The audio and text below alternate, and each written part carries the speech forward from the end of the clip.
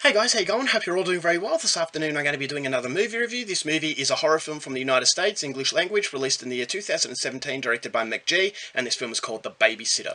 So The Babysitter is about this kid at school. He's about 12 or 13. He's always been bullied. Everyone doesn't like him except for his friend who he sees on the bus, and they confide in each other every time they go home. So this boy also has a babysitter. Now this is a girl who's a lot older than him, and she's the popular one. That every time this boy is being bullied, she comes to the rescue. And so one weekend that's coming up, the boy's parents are going to be out of town, so this girl is going to be looking after him for 3 days. So he's very excited about this, and his friend on the bus says, do you know what this babysitter gets up to when you're asleep? That maybe they do orgies and all that kind of thing. And so this boy says, oh, I never really thought about that, but that's something very curious. And so on one particular night, he's going to pretend he's asleep, and he's going to peer out and see what this babysitter and her friends get up to. But what this boy realizes that they don't actually get up to anything sexual. In fact, they're up to something very terrifying. And this terrifying revelation that this boy made, he is actually going to cause a lot of danger for him as well. So the night is about to turn into a fight for survival, and whether or not this boy can outlast the ordeal is something you're going to have to find out for yourself,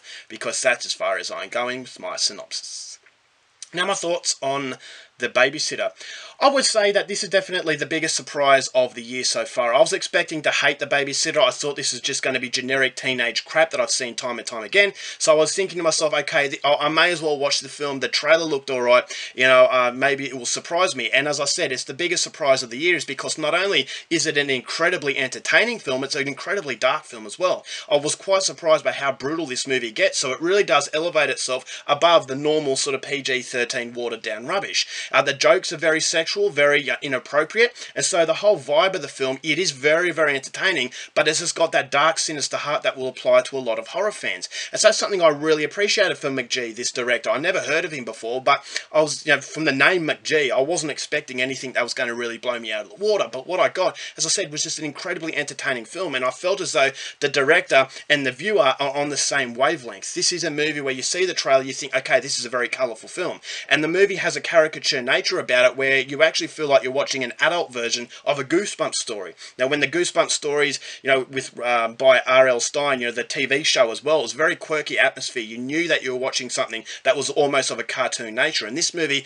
has that nature about it. As I said, it's a little bit more hardcore than your R.L. Stine stories, but it has that same sort of book adaptation, the kids' book adaptation, but this one has been hit with a little bit of drugs, I guess you could say. It's basically like R.L. Stine smoking marijuana in the toilets. You're not supposed to be doing it, but this movie has that rebellious feel to it that actually applies to adults. And so not only will teenagers like the film, there's enough element in this movie as far as a hardened nature, as far as violence and sexual sort of jokes, there's enough for an adult to really connect to it as well. So that's something I really like. The director and the viewer on the same wavelength, and because it's so self-aware, you can enjoy it, and that the tone of the film is very, very consistent. You never feel like you're watching a different film. And so you've got the boy at the start of the film. Straight away I was really sucked into the experience because of the cinematography, some very vibrant colours that really strike the eye, and there's some very quirky editing processes that reminded me of films such as Scott Pilgrim. You've got films like Super, which is a superhero film with Rainn Wilson. That was a very strange film as well, and almost like a comic book, and this movie has that same sort of vibe where you can get really sucked into it. It's something a little bit different, it's unique, and when you throw in a unique sort of flavour in a generic sort of world, this is what captured me, and I thought to myself from the start of the film, I'm going to really like this. So to add icing onto the cake, you've got a very good script, and I thought the script was really, really funny. All the characters, as I said, larger than life. I thought the villains were great, but it's the overall dialogue, and I thought the jokes really worked. On more than one occasion I was laughing, and it actually makes fun of itself as well.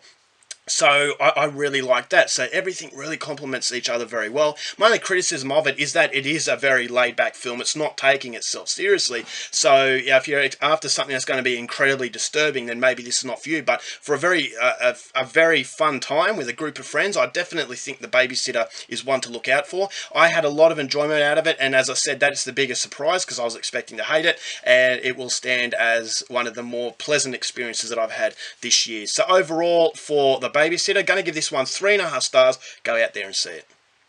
Alright guys, that's it for my review. Hope you enjoyed it. Thanks for watching movies. I'll see you later.